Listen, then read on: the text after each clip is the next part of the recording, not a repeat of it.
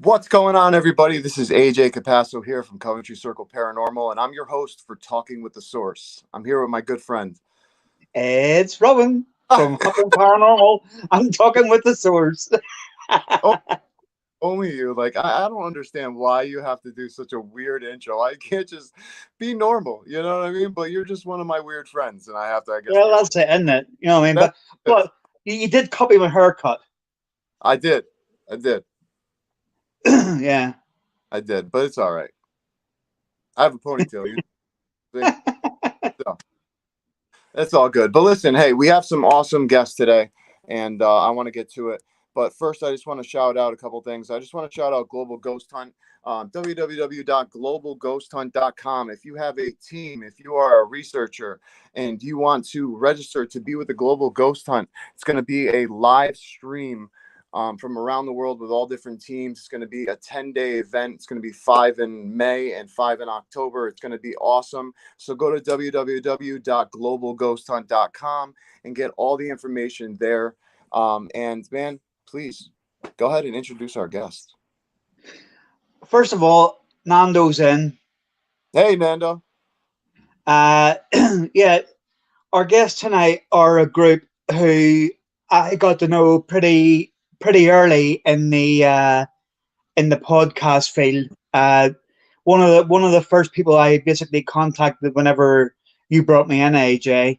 And this guy, he's an amazing fella. He really is, and he's helped us out whenever we've needed guests and stuff like this before.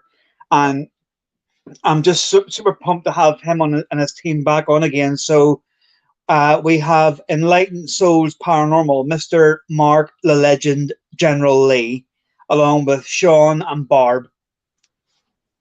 Hello, everyone. What's up, guys? Hello. How are you guys? We're doing fine. Great. So first thing I want to ask you guys is obviously how you guys got into the paranormal. I'll start with Barb since she's on the left. Barb, how did you get into the paranormal? What got you into it? And, what are some things that you like about it? Well, since I was 4 years old, I've been able to see paranormal, like killer apparitions, and when I fall asleep, I can dream about somebody. Actually, this is an instance I was going to tell you guys before we got on. My son flipped his car. Well, about a year and a half ago, I had a dream that I was in the car with this guy, and he was really skinny, and he was in a ditch, and he was in a cornfield with the same thing happening. And I felt like it was a red car, but Alex was wearing red. So I've always had like this type of stuff where I could see things in dreams, and I have psychic abilities, but my psychic abilities are like, they come and go. I can't just sit down and do a reading. That's not how it goes with me. Yeah. But I saw Mark with our former team called Host Ghost, and I'm like, can I just do it once? I've been wanting to do it, and growing up, nobody wanted to do it because they were sissies, Yeah. So I got into it. And if I didn't know Mark, because I went to his concerts all the time, I wouldn't be sitting here. Awesome. Awesome. So Sean, tell me what got you into the paranormal? When I was 21, I had an encounter with my grandma that passed away. I was sitting in a church, and the doors opened up, and there was like a mist across the floor, and she sat down next to me, and we were sitting there talking about stuff. Looked like she was in her 30s at the time, not like she did when she passed away. And she said, "Don't you ever worry about a thing. You're going to make it."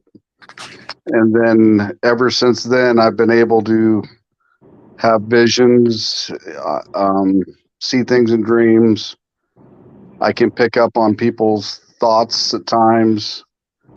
And so I'm kind of classified as a clairvoyant empath. Wow, that is awesome. I mean, just to have that experience, it's crazy that you said that she was in her 30s when you saw her, because when I had a reading for my dad who passed in 2020, the first reading my aunt did with the medium, and he came through like himself back when he was in his 20s, and she described him and everything. And then when he came through with me, he was the guy that I knew from before he passed, like what he looked like and everything like that. Whereas with my aunt, he had a mustache, he had hair, he was bald when I saw him. So it's just so weird to think like maybe spirits do like revert back to a time where they were the happiest, or a time that they really loved the most, At that point, I kind of think she went back to her younger times where she wasn't ill. Yeah. And she was probably feeling her best, you know what I mean? Because she wasn't using her walker, wasn't using a cane, and she looked like about the time she got married, I think a lot of the time, and it's going to sound weird saying this, but I think people who have passed go back to certain stages for different people. Like they think that you'll feel especially you, Sean, they'll probably think that you feel comfortable seeing them in a certain era. And even AJ, like you were saying with your father, maybe he thought that you'd feel more comfortable seeing him as you did, but then he'll show himself differently to someone else. Yeah. Very possible. Absolutely. Absolutely. That was an amazing. Yeah, I believe it's the same thing. I mean, I'm also an empath and stuff, but I believe also when they're happy, like I could also, right when they die, I see them in my dreams, and I can talk to them if they want to come and be known and talk to me and tell me that their people are okay. So all of us, the whole team, we fit like a puzzle because we all have just about the same gifts, I call them. I totally agree. I mean, I could, just from getting to know you guys right now and in backstage before we started, I could just see that you guys are like a full team. You know what I mean? Like you guys really are a team. Alex, very nice to meet you, brother. Sorry. Good, Alex, how you doing? Yeah, I was a little late. The links weren't working for me. Then they finally. It's all good. I'll just say as well that obviously there's been a few questions asked tonight, especially by AJ that have been asked before, but you weren't in, AJ, the last time we had them on. No. So no, yeah, I know. That's why if I ask questions that you guys have already answered, please forgive me on that. But I just as personal experience. But Mark, please go ahead with what I asked. How'd you get into the paranormal? I know you answered this before. Well, I was about 6 or 7 years old. We lived in Kewanee, Illinois, in an old house. I loved it because, like, above all the bay windows, there was this beautiful stained glass, and stained glass in the front door and the back door. I almost thought that maybe we moved into an old funeral home the way the stained glass looked, but it was just somebody like stained glass. Yeah. But I had a toy room that was probably once upon a time the master bedroom. It was huge. It was huge. And one day I went in there to play with my G.I. Joes, and I saw a little girl sitting on the floor, and it startled me. And I'm like, who are you? And she's like, my name's Melinda. I says, I'm Mark. She goes, I know. And I said, oh, okay. I said, so you want to play? Now, what really creeped me out later in life, not at the time I thought it was cool, but she could actually take like my Matchbox cars and move them around on the floor and stuff. Oh, wow. Yeah, so I thought she was a real girl. I didn't know any better. But then after I got into like, I don't know, maybe 9 or 10, 11 years old, I saw her again. And I looked, I said, Melinda, and she's like, what? And I says, how come I'm getting bigger and older and you're not? And she giggled at me, you know, like how a girl giggles, like, Yeah. and she goes, silly. She goes, I'm a spirit. And Wow. then she vanished. Just wow. And I've never seen her since that day. So she must be attached to something in that house. Yeah. You know, because like I said, it's an older house, right? Yeah.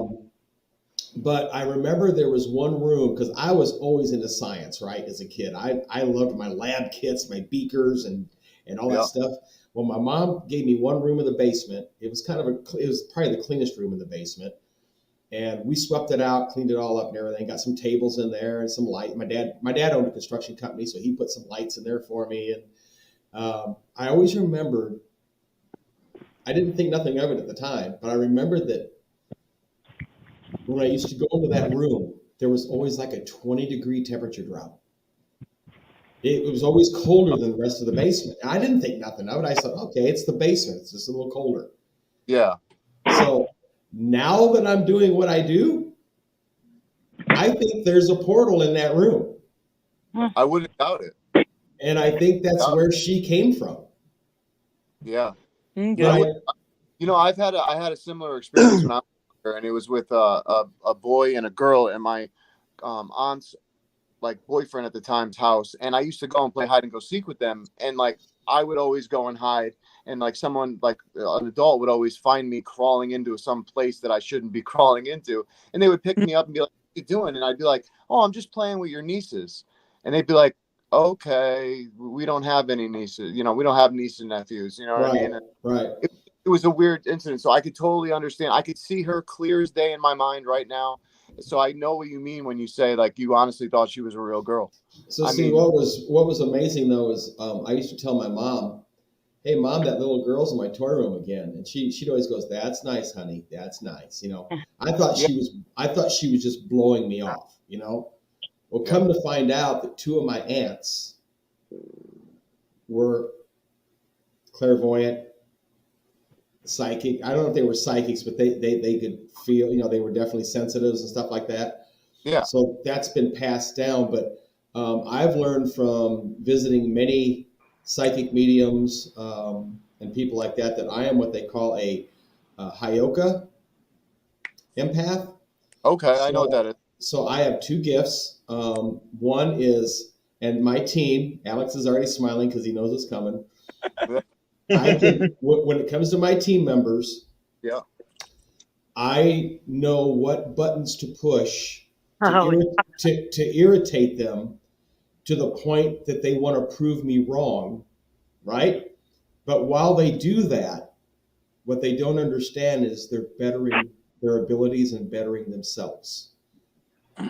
So I have that ability, and trust me, I use it in the band all the time.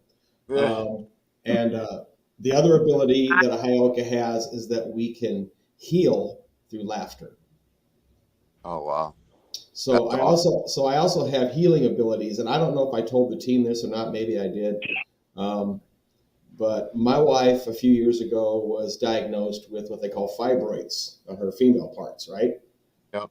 And they thought they were going to have to do a hysterectomy. And I don't know what possessed me to do this, but she was sound asleep. And I grabbed my crucifix necklace and I held it down on her belly. And I started praying every night. And her doctor called her one day. This is probably about 6 months down the road, maybe. And her doctor called her and says, "Hey, you're overdue for a checkup. You need to come in." And when she went in, they did a sonogram, and the fibroids are gone. Wow. Wow. I believe that 100%. I was amazed. I was like, oh my God, God. And I just looked up. I said, "God, thank you. Thank you." Amen to that, man. Amen to that. Absolutely. Amazing experience. Alex, so tell me, man, what got you into the paranormal? Well, growing up, I always could see spirits to a degree, in a sense. So the first time I had a kind of tall, slender shadow figure without a face wearing a tuxedo try to come at me, that was nice and scary. Oh, man. But when we got to this one house, which really was an active house, even outside on the grounds were real active. In one room, I saw a British redcoat, plain as day. Oh, wow. It definitely came clear to be a British redcoat when I went to shut the door one night to the room he was in, and he asked in the most distinct British accent I've ever heard at that time, "Why are you closing the door?" Oh, it's Robin. Yeah. No,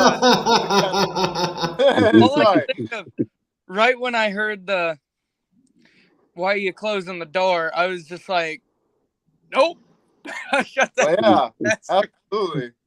because you also have to figure at the time I was like pretty young, about 10.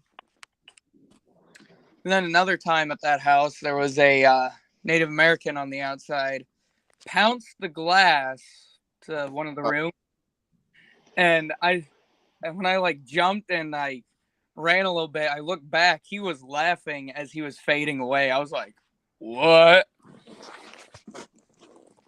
Wow. I tell you what, now, where were you when you saw the British coat, like the British red coat? It was like the basement of that house. Now, was that in an area where like a war had happened? Thing is, though, I don't really know.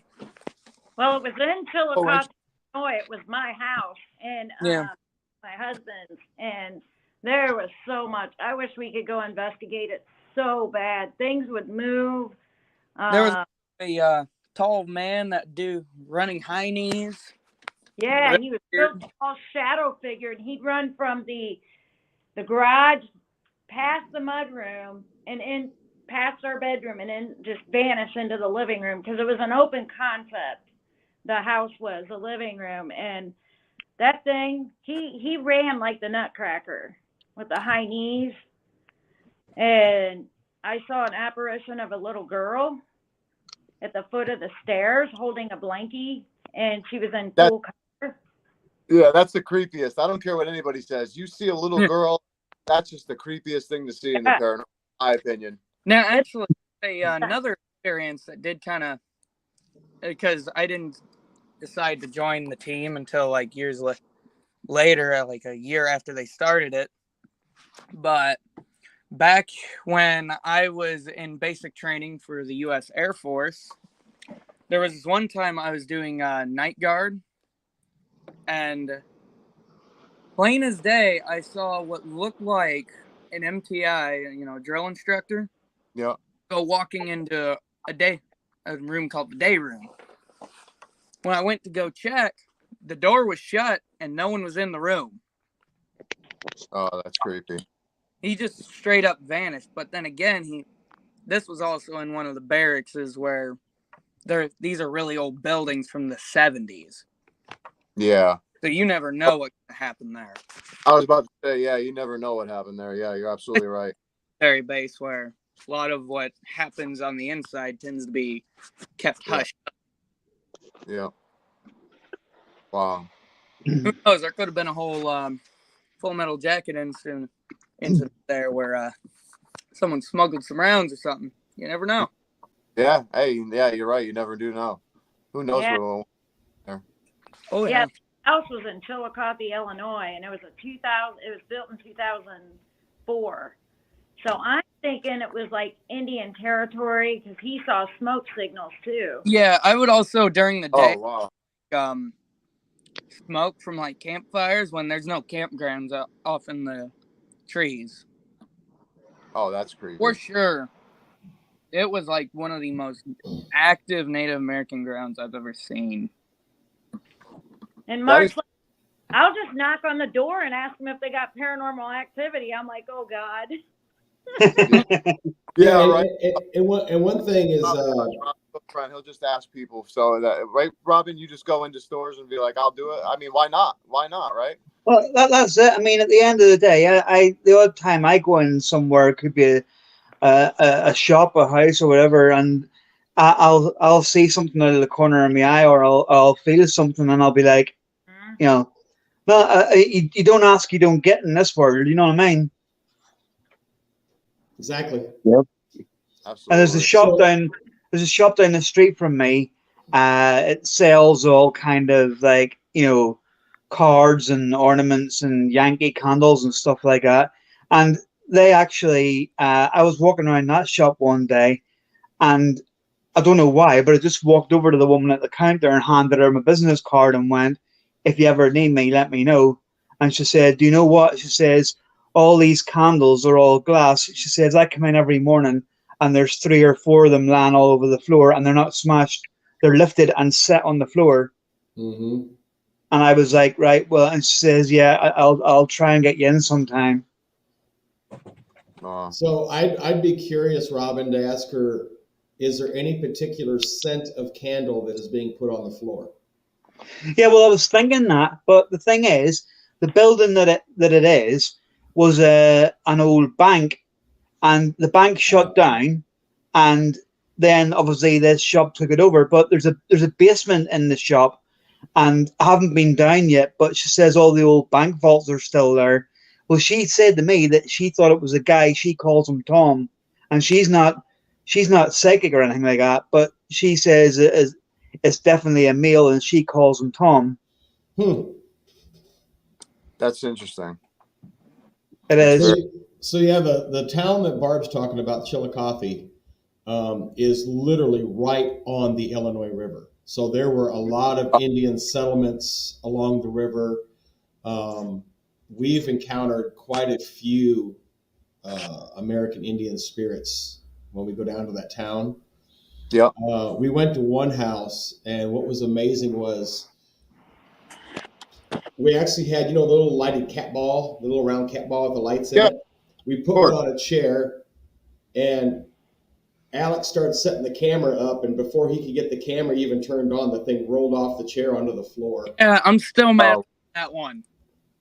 And so then I put it back up there, and he's got the camera trained on it, and I says, "Come on, do that again." Wouldn't do it. I said, "Do it again. Come on, roll that ball off of there." Wouldn't do it. We weren't ready. Yeah, but we also got a lot of REM pod activity, and that was part of the underground that night as well. Yeah, that was. There's actually tunnels. There's a fake wall there in their basement, and if you tear that wall out, it's an actual tunnel that goes to the Underground Railroad that they used to have there. Oh wow! See, I'd be in there straight away. And so we were there, and Sean walks up and he puts his hand on the wall, and he's like, "Wow, there is so much energy behind this wall." And I said, "Really?" And Barb's husband was there, and he had one of those little, I don't know what you call them. I call them rope cameras. They're on. And we found a place to go on the brick, and we put it back there. And oh my God, we were taking pictures of the little. I wish for all the companies out there that make these cameras, can you please make the dang LED screen bigger, please? I mean, 1 inch by 1 inch, don't cut it. You know what I mean? So anyway, we started just getting our phones real close and taking pictures, and you could see faces. Oh, that's cool. On the other side of that wall. On the other side of the wall. So we all got together, and we set up the REM pod right in front of us, and we made a kind of a semicircle, and we joined hands, and we were saying, "Spirits behind the wall, if you want to cross over, come forth, and we'll say a prayer that you can cross over. Just leave us your name." So we had the Obelisk app going. All of a sudden, the REM pod's going. It's just lighting up like a festival. Yeah. And we start hearing names: Tom, Joe, Susan, whatever.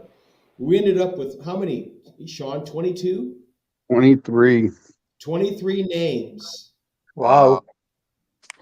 And the whole air just lifted in that basement. You could feel it just open up. And the owner was like, "My basement has never felt like this before." Wow. Yeah, you could tell the minute that, you know, something's lighter, you could definitely tell in the room. I don't honestly care if you're sensitive or not. I do feel that you could feel it, because even that shop owner said it, you know. And I tell you what, when you have something that big, like you said 23 names you guys got, that's Yeah. a lot of in one area, a lot of energy. Barbara, you just had something in the corner behind you. Yeah, I did see that. It glittered. It was almost There's like, a mist there, you know. yeah, there was a mist. Huh. So I don't know if you guys saw it or not, but we had a podcast one time. It's been a little while back, but we had Liz Malign on there, and I started talking about. I had a daughter who passed away when she was 6 weeks old, right? And I start talking about her, and I mentioned her name, and right over here, there was this triangle of sparkly light and mist just came down. Wow. And Liz and them go, "Did you see that?" And then I could feel this hand on my shoulder. Wow. And I'm like, that's my daughter. She's with me right now. I can feel her touching my, you know, and Sean and I, we watched that, 50 times at least. We watched it, just trying to see if it was. And yeah, we were here last night working on the script. So we're working on a script for a paranormal movie. Yeah, that was pretty odd as well. And oh my God, we got 2 mist figures over by my keyboard. Oh, wow. And I turned on the Ovilus app, and Sean was doing his SLS, and they were actually talking. But when I started listening to what they were saying, I looked at Sean. I go, "Dude, they're trying to tell us. They're trying to help us write this script." It was amazing because the stuff we. I think AJ, your mic went out, buddy. You were talking. How about now? Can you hear me? There you go. Yep. Okay. Yeah. Sorry about that. Yeah, the dog is like barking and playing with his toys, so I'm trying not to let that interrupt you. Apologize. Oh, All right. There it was again. yeah, I saw it that time actually. Huh. You're not alone. You're not alone, Barbara. What? You're not alone. I never am. No, I mean, there's literally something in that room with. It seems to be encircling that picture up there.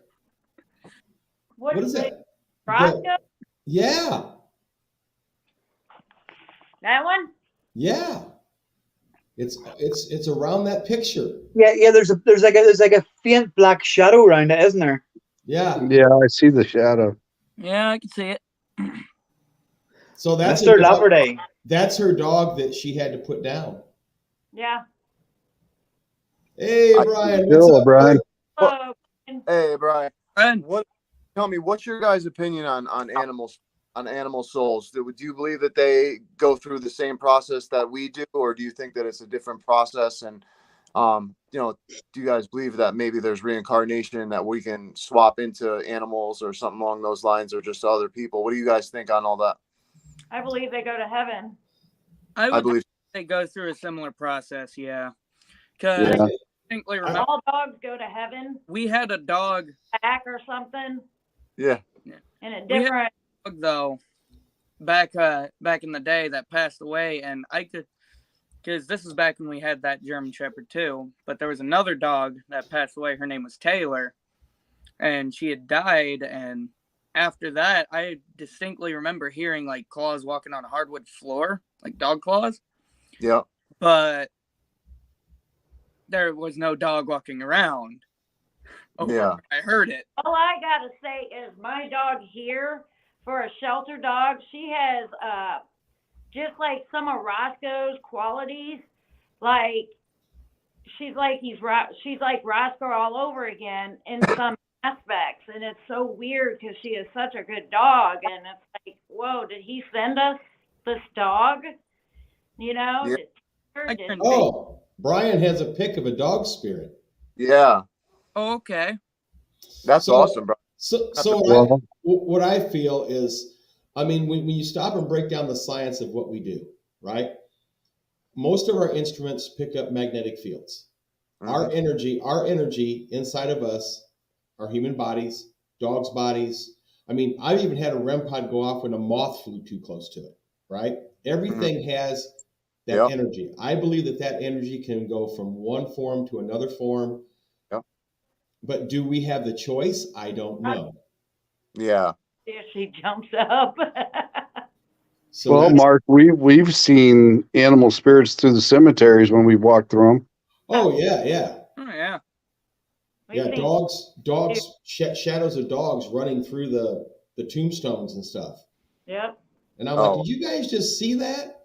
But it's a pet cemetery too. There's a pet cemetery, a big one there. Yeah, there is. But that one time we were there at Springdale, the dog spirits that we saw were unusually large. Like a dead dog or something like that. So I was like, are we looking at the spirits of wolves? Because wolves are large. Yeah. Or are we actually seeing some sort of a hellhound? Yeah.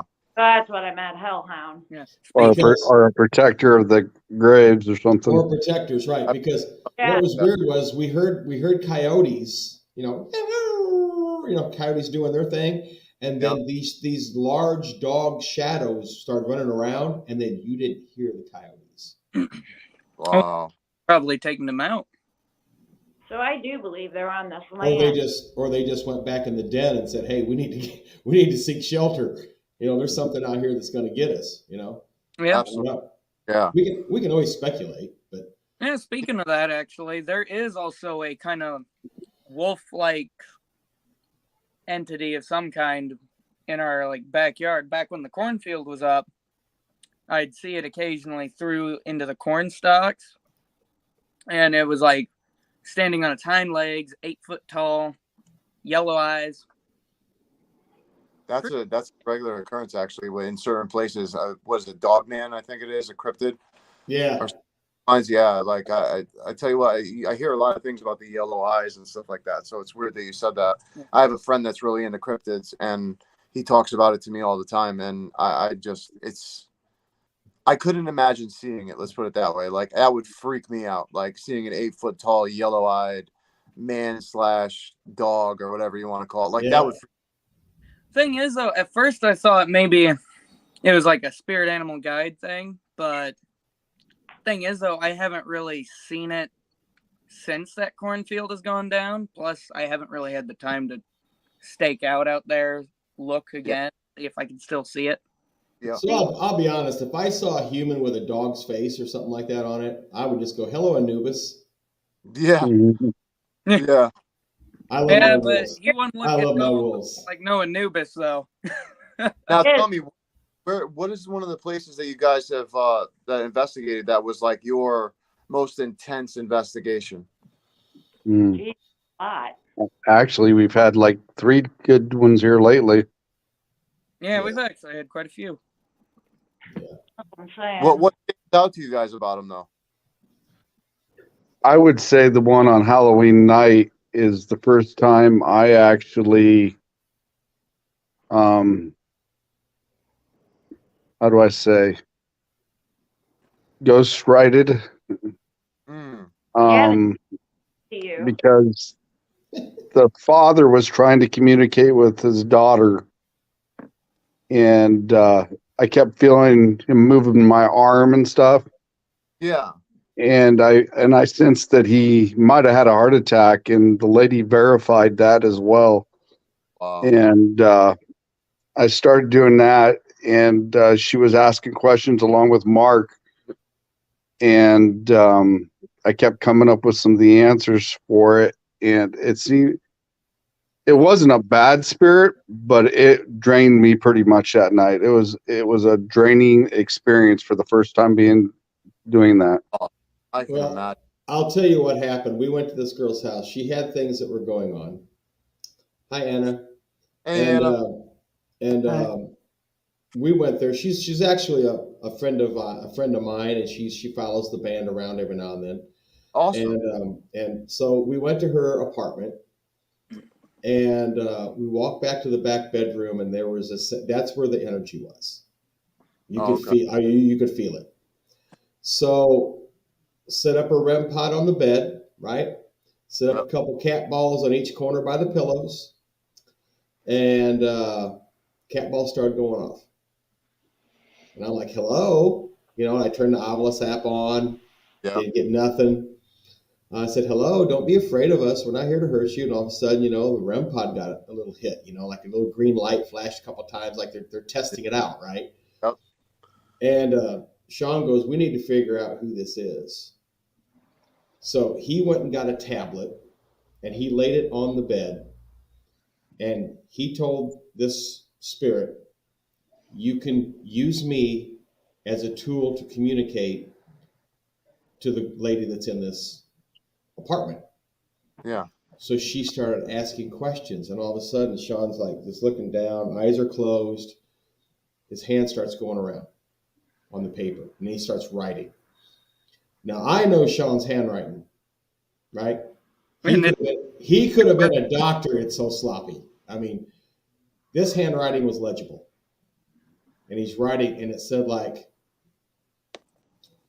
hello, daughter, I love you. Wow. And she looks, she goes, Dad? And he says, yes. And this is all caught on a Facebook Live. And it ended up that when her mom died, her dad was so distraught over the mom dying that he just kind of pushed the daughter away. Oh, wow. You know what I mean? He just didn't want to have that female. Yeah. So she started crying. And she says, why did you push me away, Dad? Why didn't you ever tell me you love? I mean, it got really emotional, right? And it takes a lot for me to tear up. I started tearing up. I'm like, wow, this is big. This is big. Yeah. And he was writing to her that I'm sorry, I didn't know what to do. You know, I didn't know how to handle it, and all this stuff. So, now but here's the thing. But we're like, if this is really her dad, can you make the REM pod, this little device in the middle of the bed? There's 4 lights, right? There's a green, there's a yellow, there's a blue, and there's a purple. Can you make those lights go to the blue light? And immediately it went to the blue light and stayed. That's intelligence, right? But yet, the little cat ball started going off on the other end of the bed. And I'm like, there's something else over there. Sean writes, child. A child? And I looked at her, I says, did you lose a child? She says, no, but my mom did. It would have been like my little sister, you know. Oh, wow. And so she asked, she goes, who are you who's sitting over here? And she's pointing, who's sitting over here? And Sean writes the name. And she just started crying. She goes, that's the name my mom gave that baby. Oh, wow. There's no way Sean would have known that. You know what I mean? There's no way. So now, what? Sean, I just wanted to ask Sean real quick. What were you seeing in that moment? Like, what were you seeing anything like in your third eye or like in your mind's eye, or was it just like automatic writing where you were just going? Did it again. It was like, it's kind of hard to explain. It's like they were in me and just kind of controlling my arm, and I was just letting it go with the flow.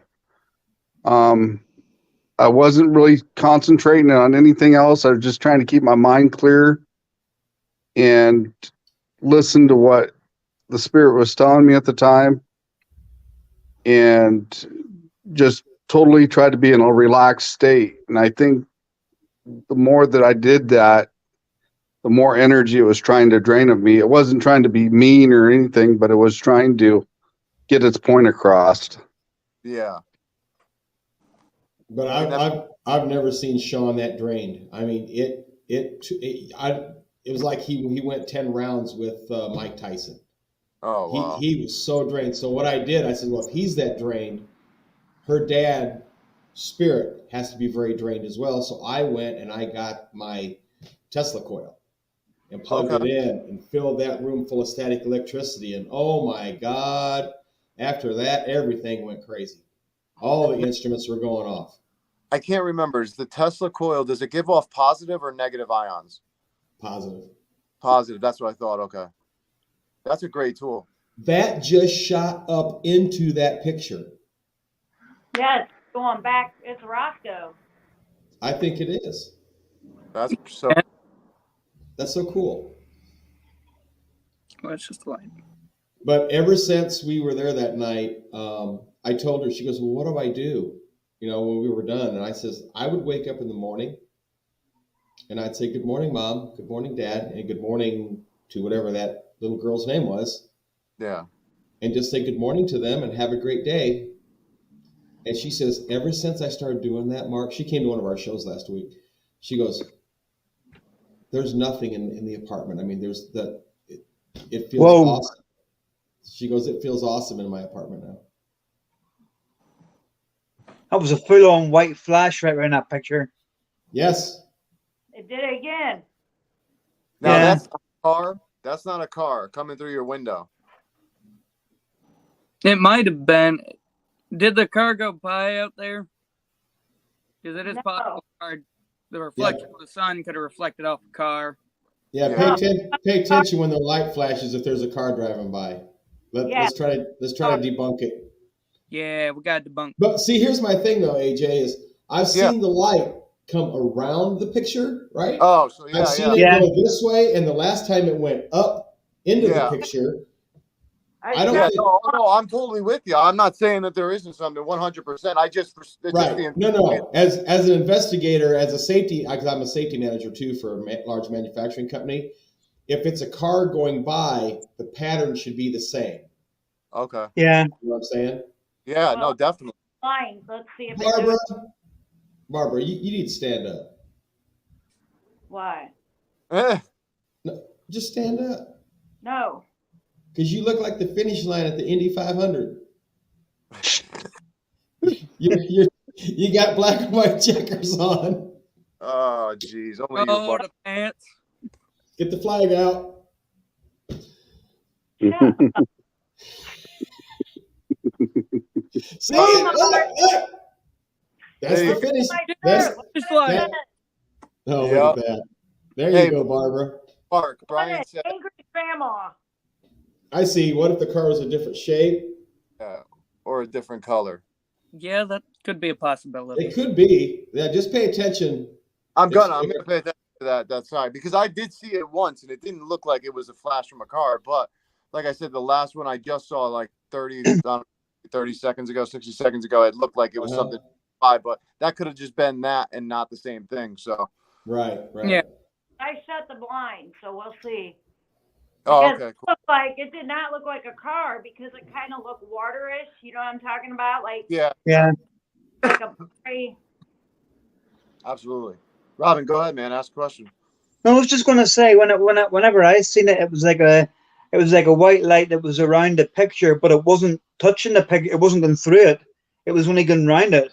Yeah, that's the one I saw too. It went around the picture, and then there was one. And then there was one light came from where the dog's head is right now. It went up behind the chair and towards the picture. But the one I seen, it didn't move like from one to the other. It just sort of appeared and then disappeared. Yeah. Well, we'll keep. To me, if that was a car, that would come from one side and go to the other.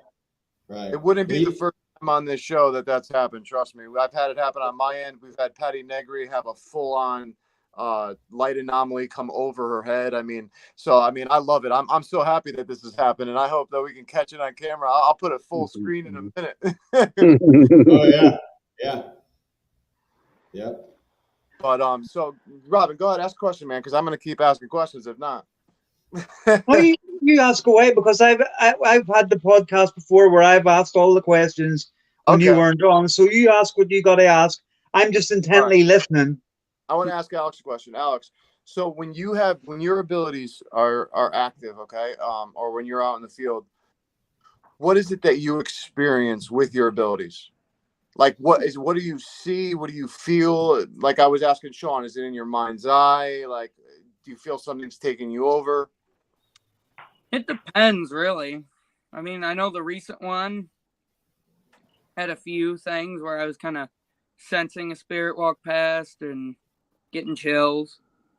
One point actually ended up somehow kicking one. Oh, there you go. It was actually trying to pull Mark off the ladder, and Yeah, I was going up a ladder to an attic. Heck. Yeah, literally, it's on video too. I'm going up this aluminum ladder, and something grabs my leg, and you can see my leg pull backwards, and I'm grabbing the ladder. And I thought it was Alex messing with me. Oh wow! And when I turned and looked down, he was standing like over here, and there ain't nobody behind me, but I can feel something has a hold of my ankle. Yeah, I was across the room. Wow. And come to find out, it was a young lady who was trying to stop me from going up to the attic of the garage. Also, I had actually said I'm sorry for kicking you, because she wasn't actually trying to hurt him. Yep. And I heard faintly in my ear, "It's okay." And a couple other people heard it. Our camera guy that was running the camera had a thing where he could hear Robert. Hear really finite.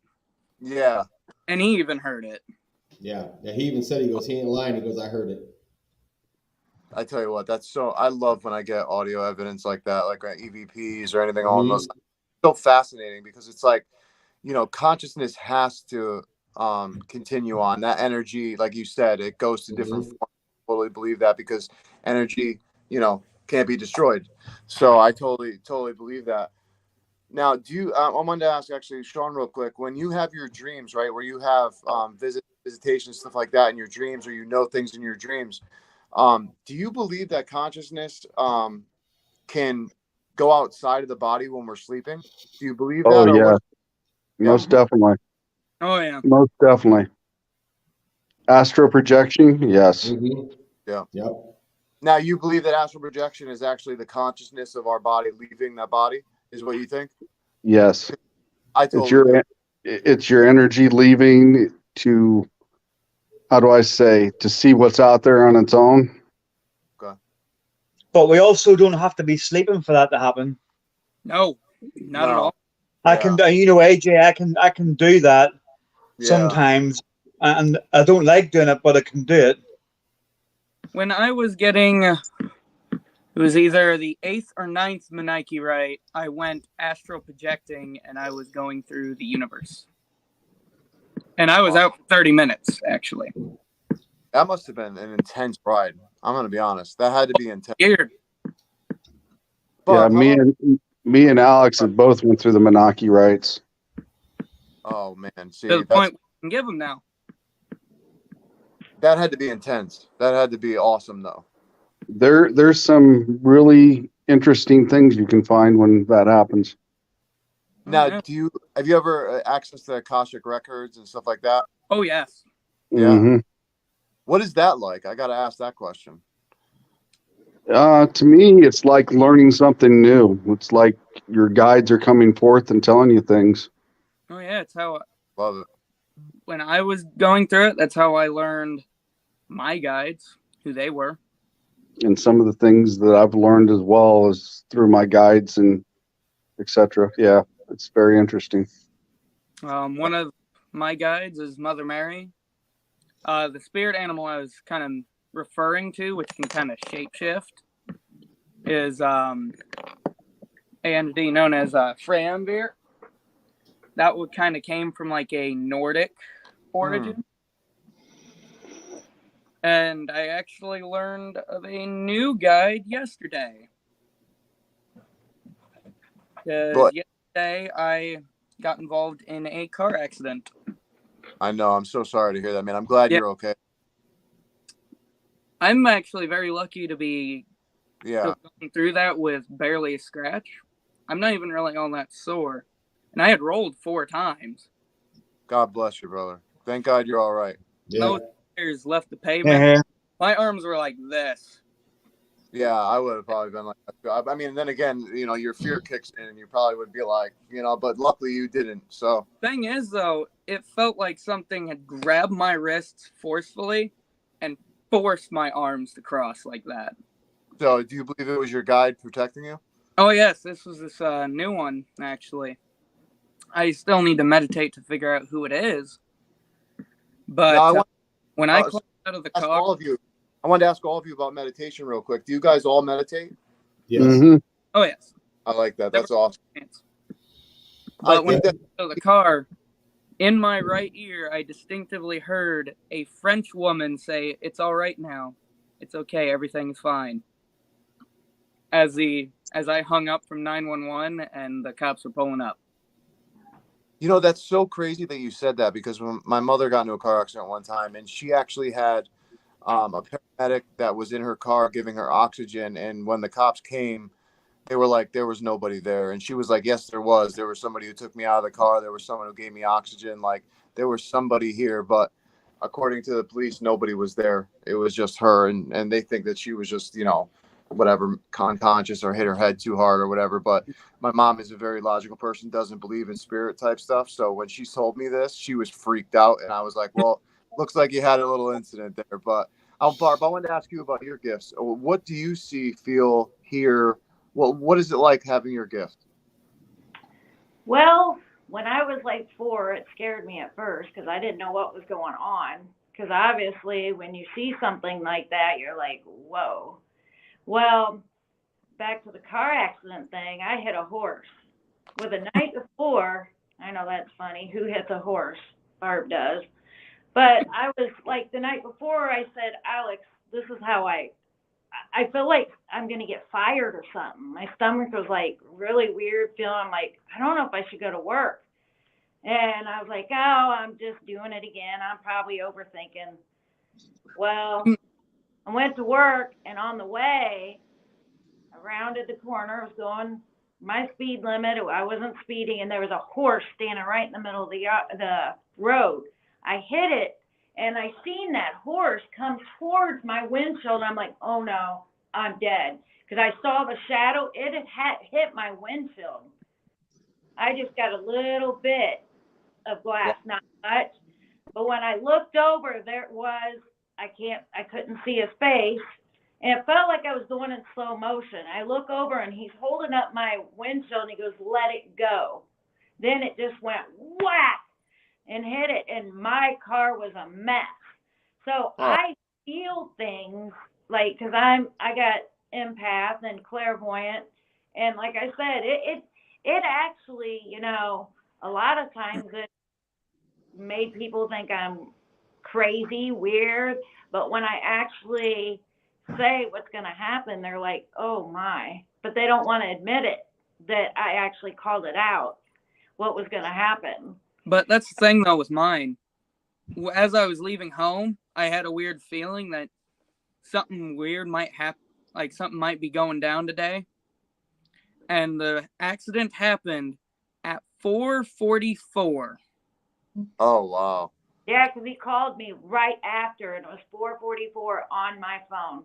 And not only that, I also had stuff in the car, too, that went all flying into the front seat.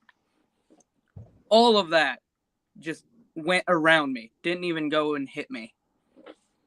I tell you, man. You definitely had someone watching over you for sure. Absolutely. Oh, yeah. Also, Oh, sorry. Astro projection. We had a actually haunted trailer before we moved here, and Mark got choked out in my trailer. That's how bad it was. But I was laying there, and I felt my body, my soul go out of my body, and I'm looking down, and I see me sleeping. Like, you know how some people say they're dead when they do that? Well, I look over, and there's this lady just swirling. She was all in white, long black hair, and she was talking in a different language. I don't know what it was. All of a sudden, I feel something tug and put me back in my body. But that trailer was so active that there was a woman that I feel like she got abused and was drowned. Mm-hmm. I mean, and she didn't like men, so of course Mark, our ghost bait, got choked. That is what my gifts are. It's unreal, and I've learned since being on this team that more I come out, the more, boom. When we go out and investigate it, the more gifts come out. And I notice, because I shut my gifts down. Like, God, I don't want these gifts no more. People are bullying me. They're calling me names. And then, bam, I didn't even have nothing.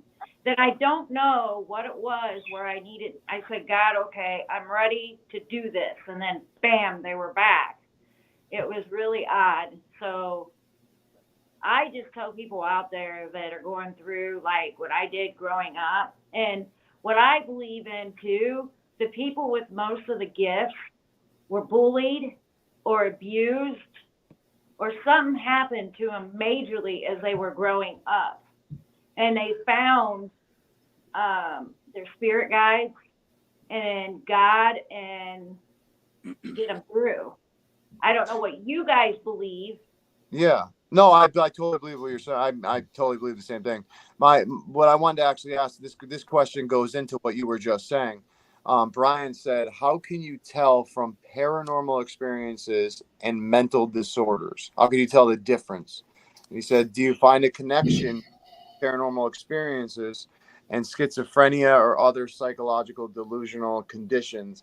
This is something that we obviously all face, especially people with gifts, like you just said. Right. People are bullied by it and stuff like that. I mean, it sounds crazy. It does. I mean, I'm not gonna lie. I mean, all the stuff that's happened to me, it sounds friggin' crazy. I'm not gonna lie. But the thing is that Exactly. something happened. All of us on this screen, 6 of us on this screen, have had similar experiences, and that shows that there is something going on.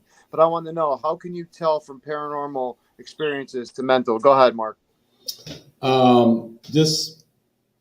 I'll let Brian know that we had a client call us a couple of years ago, and we went to his house over in Creve Coeur.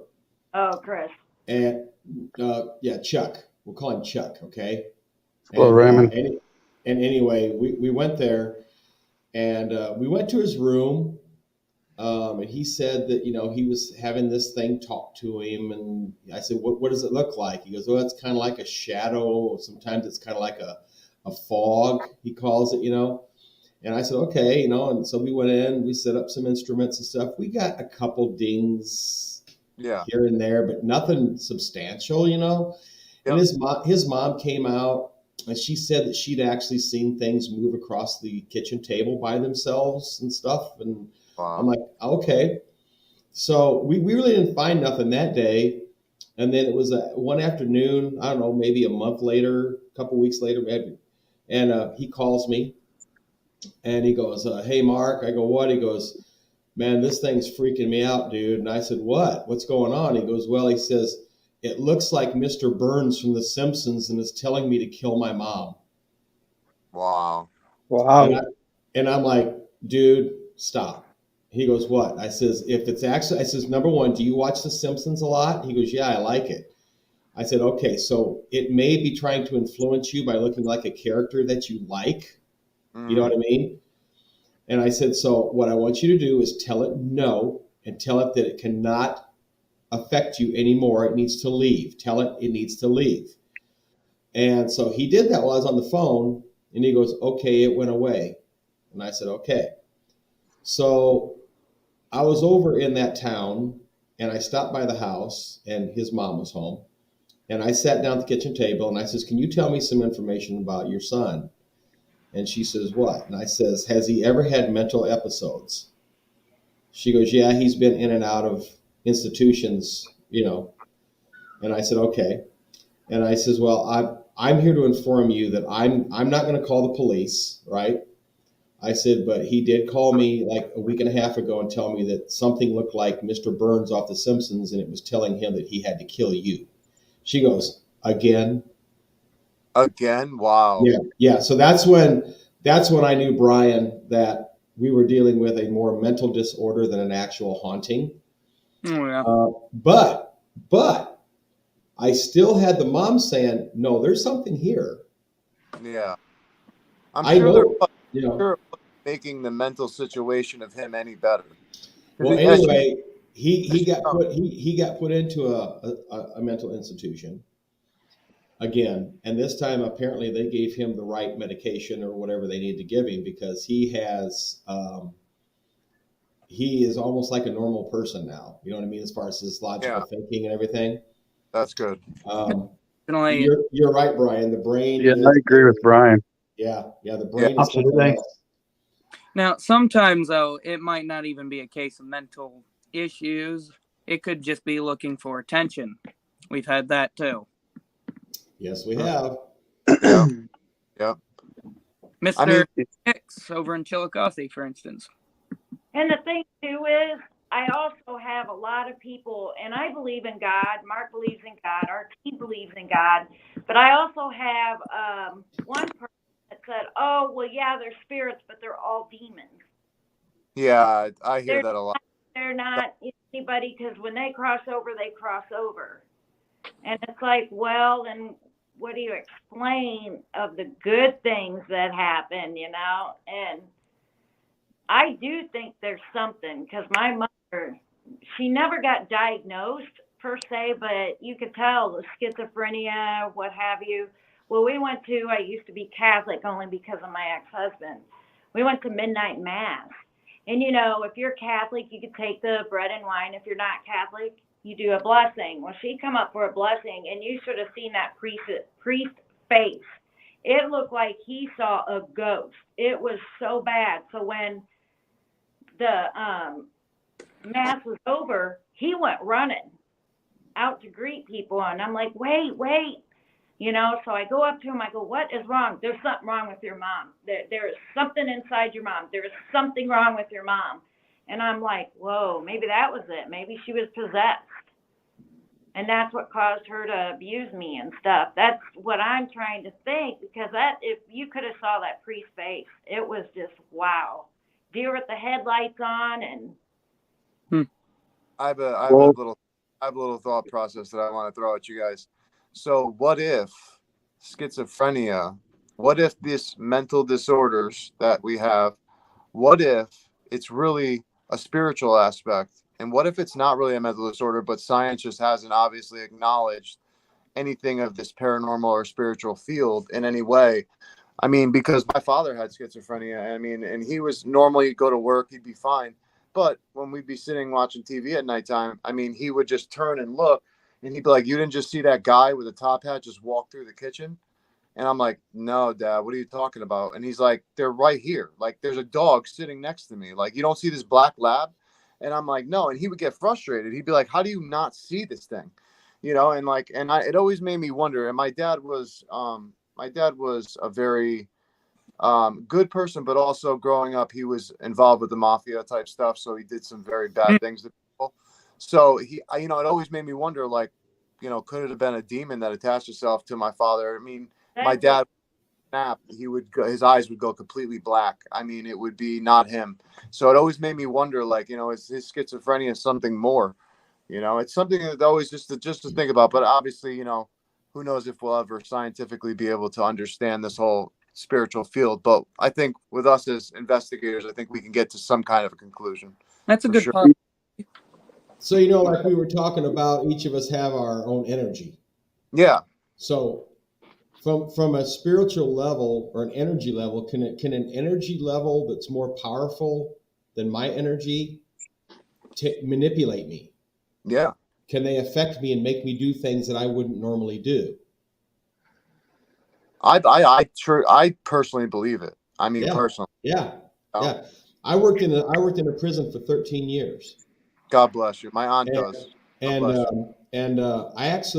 you something. I used to play chess, right, with Gacy, the clown. Oh, wow. I could never beat him. Wow. And but I can't tell you how many inmates, when I'd say, "So why are you in here?" Because when I talk to these guys, it's like talking to you, AJ.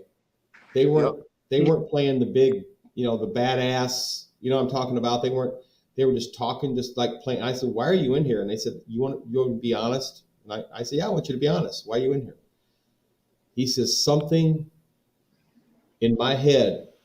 It was a voice in my head that told me I had to kill this person." I've heard that. And I did.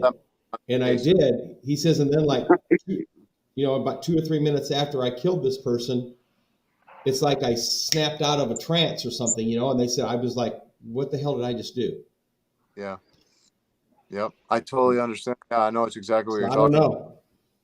Brian, to what you just said, did your father suffer from any form of multiple personality? And no, he did not.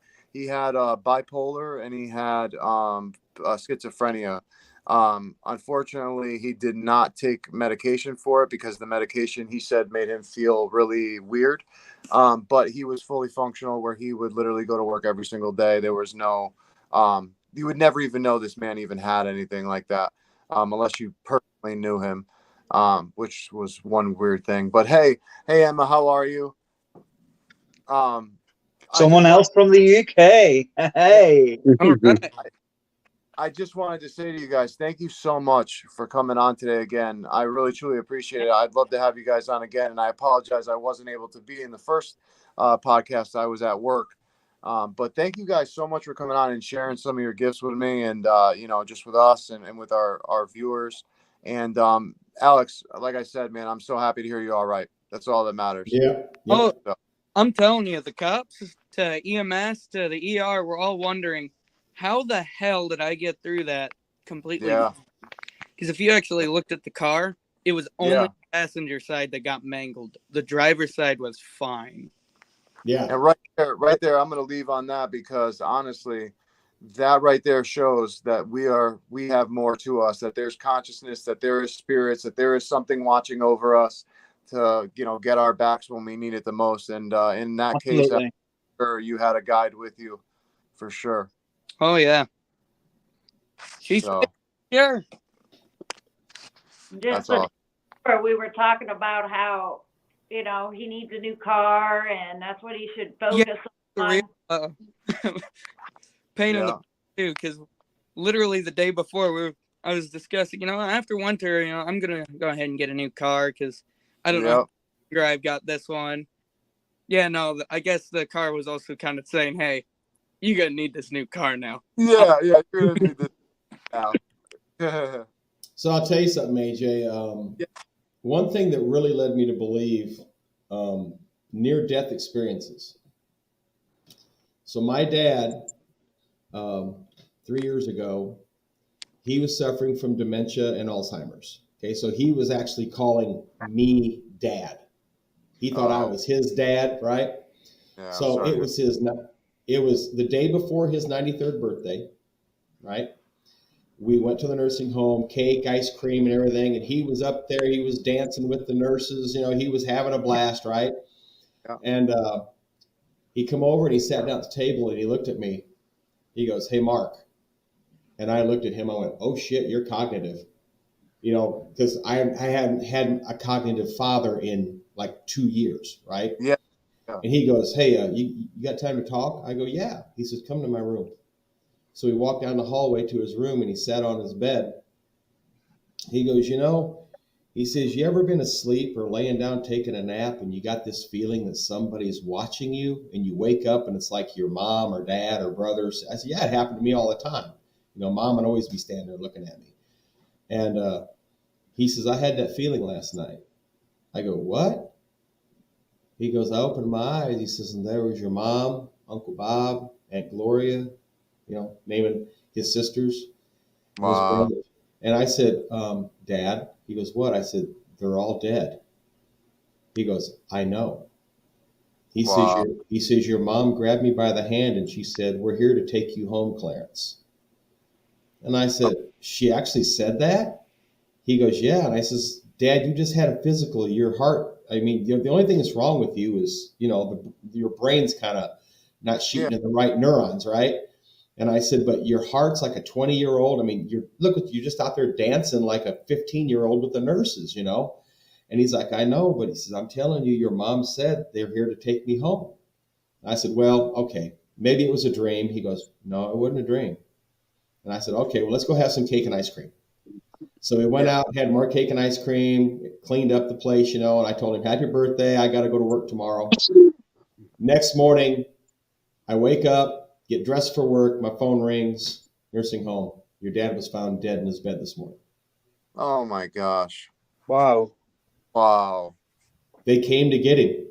Yes, they did. They did. And it's so crazy. When I lost my grandmother in 2020, right after my father, a couple of days after my father, she had cancer, terminal cancer. And she was saying that she was seeing her brother, or she would like be sleeping and she put her hand up in the air. Like I have a video I even showed Robin. I mean, it's crazy, and I truly believe that our loved ones do 100%. And you know what? To have that last moment though with your dad, where he was cognitive, a blessing in itself. You know? Oh, I know. That's awesome. That is so awesome. And I cherish that day, like, you know, for the rest of my life. Because not just did I get to see my dad on a cognitive level and actually have an intelligent conversation with him at that point. Yeah. But that's the day that I got proof that there's life after death. Yes. Because he saw my mom, and he saw his brothers and sisters, and his mom were there, and they said, "We're here to take you home." And then the very next morning, they find him deceased.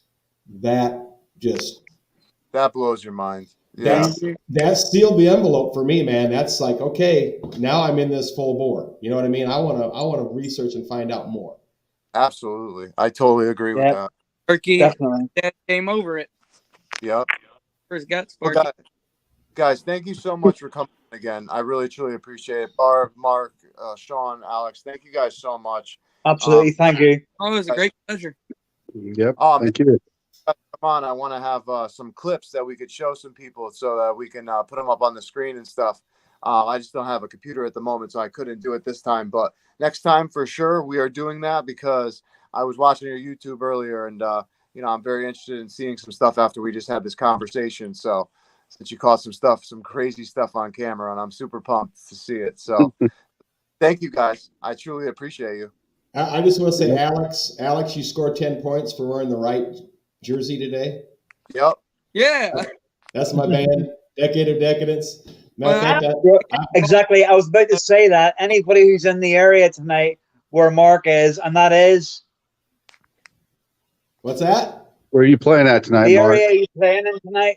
We are playing at Cruisins on Route 29 in East Peoria, and by what I'm hearing, it is a near sold-out show. So get there and watch Decade of Decadence. So I'm going to walk out on stage, look at all those beautiful women, and say, "Pour some sugar on me." I want to be there. Single man I am, maybe getting to dancing. Brian, I'm going to tell you what, brother. That's all you need in this world. Yeah. Is faith. If you have faith and you believe in the love of God and the love of Christ, nothing is going to ever overtake that. Amen. Exactly. And you know what? Our team is like a family. Like you said, AJ, you talk to us, you see us. Last Saturday, my band wasn't playing. We all got on the phone. We said, hey, there's nowhere to go and investigate because it's like 16 below zero outside. Yeah. Right? What are we going to do? Yeah. We went bowling. Heck yeah. We had some drinks, rolled some balls. Oh yeah. We had a blast as a team. Hey, the bowling. Question is, how did you guys do? Now listen to this. Now listen, AJ, we don't know. Because all the screens, all the scoreboards went and the guy at the counter goes, "Those damn spirits are doing it again." And we went into action. We went back behind the bowling. You know, what's going on? Wow, your camera moved up. Hey, knock that shit off. But anyway, we went back behind the bowling alleys. We got SLS figures. The guy says, we came back here the other day and all the network cables were all unplugged. And we had to go and plug them all back in. Wow. He says, but this stuff with the scoreboards, he says, this happens during when we have leagues, you know, when they have professionals in there. Yeah. He says, we've got some spirits in here. We had one guy on lane 5, Sean? He said, the lane we were on. Or the lane we were playing on. Yep. Rolled the ball, bowled a strike, and fell over dead from a massive heart attack. Oh, my gosh. Awesome. And so we caught like 2 or 3 SLS figures. One was sitting in a chair just like chilling out. The other one was standing in front of a table dancing to that's where the jukebox was. And it was Yeah, the jukebox was there. Yep. Come here, boy. You didn't I get no tell screen time today. Come here. It really Come goes here. so But- amazing. This is my boy. Right. Not only Awesome. at that bowling alley, there was like you could hear commentary going on too, calling Yeah, out. they were telling us scores of games and everything else on our voice boxes. Yeah, on the voice box. Yeah, the Oculus app. They were saying like 8 pin, 9 pin, and then they go like 66, 88. They were running scores. But what got me was when it came on, it said Corvettes. And I'm like, what the hell? Corvettes at a bowling alley? The guy goes, no, the old owner's got a whole garage back here full of old Corvettes. Oh, wow. Wow. Yeah. So they're like, that's probably him talking about his Corvettes.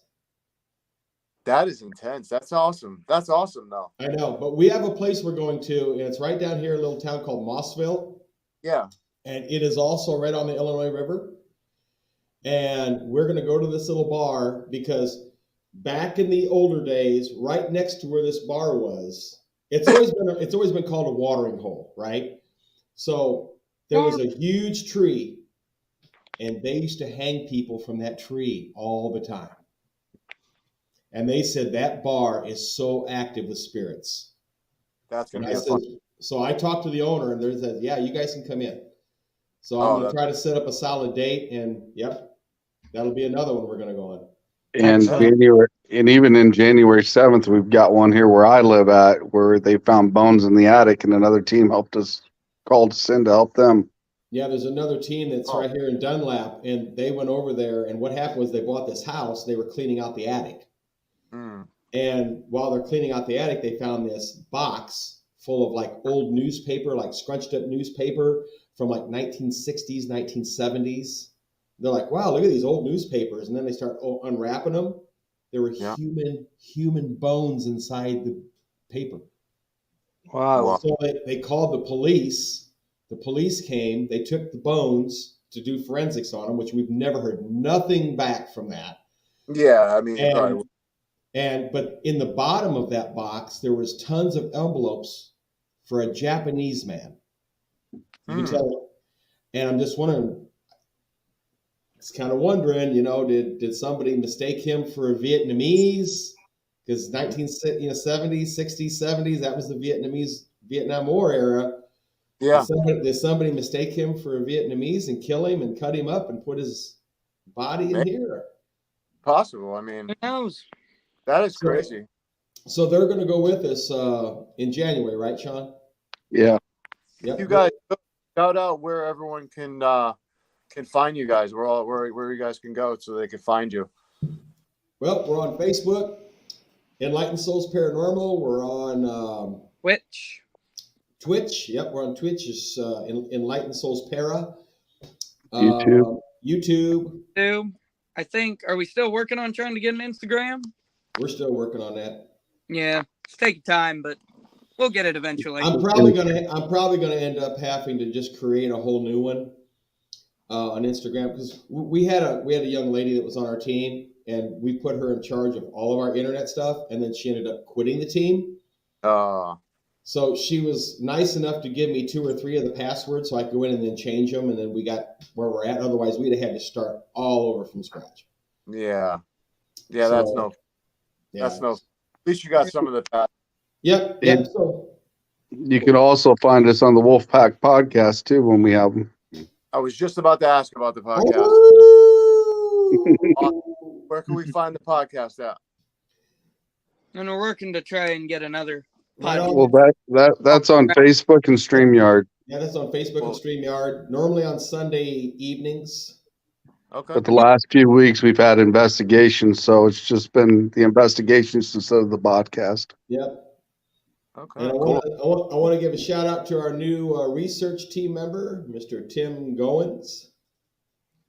Tim's he's our new guy, and he is into researching. Let me tell you what. So if we're going to go somewhere, I give him the address or the location, and he just comes up with maps and old newspaper articles about that area and stuff. I mean, he's a good researcher, man. He's definitely a good asset to the team. Oh yeah, even if he can't show up, just having research is good. Sometimes he works on Sundays and he can't make it. So Yeah, it happens. I mean, you know, gotta work. now, Alex, you know how your work schedule is too. Sometimes you can't make it. Yeah, I couldn't make it that Halloween investigation. That's Hey, well, guys, It's thank you so okay. much for coming on. I really appreciate you guys. it was truly a pleasure. Thank you. We'll have to definitely schedule you guys to come back on again for sure, because I want to show some clips, because you guys got some awesome evidence from what we talked today about. So I'm super pumped. But thank you guys so much for coming on. And Yep. Thanks for having us. guys soon. Thank you. And like I tell everybody, P3 love. P3 I love. do a heart, but I got my phone in my hand. I can't do it too. Yeah. Okay, there we go. I got Go. There you go. And everybody watching, just do the world a favor. Just be kind to each other. Be nice to everybody, man. Yeah, because you don't know what somebody else is going through. Well, you know what they say? forget to hug someone and love them, because you never know when they could go. They could die in the blink of an eye. Tomorrow's never guaranteed. Exactly. Very true. Amen. So with that, And if you want to be a pain in the ass, go on your own and be a pain in the ass. He doesn't talk the whole time, but that's what he comes up with. Yeah. No, Be good. Thank you so much. Be good, and if you can't be good, be careful. And if you can't be careful, buy a pram. yeah. Fair advice. If you can't do any of that, Robin, just sit down and have a cold beer. Yeah, exactly. Yep. Lie down in a dark room. Well, guys, I've got about an hour and 15 minutes, and I got to be on stage for sound check, so I got to bust out of here. Take care, guys. No problem, Mark. Thank you very much. I'm Barb and John and Alex. Bye, everyone. Thanks. Take care, everyone. Be safe.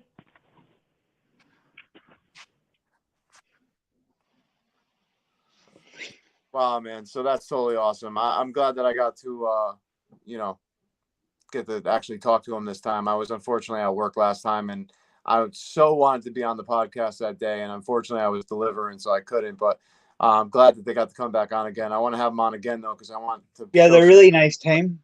Oh, amazing. Absolutely amazing. I mean, you could tell they're family.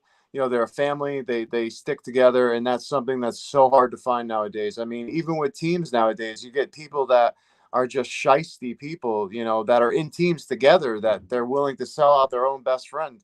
And it's just so good to see, good-hearted people together for a cause that, is something that we really should be studying. We really should be scientifically, entering into that, So, and yes, Brian, he did come here to troll the shit out of the show. But we appreciate you, Brian. Much love. And everyone, thank you so much again for tuning in. This has been another episode of Talking with the Source. See you later. I'm the host, and I'm with my good friend. It's Robin. Robin!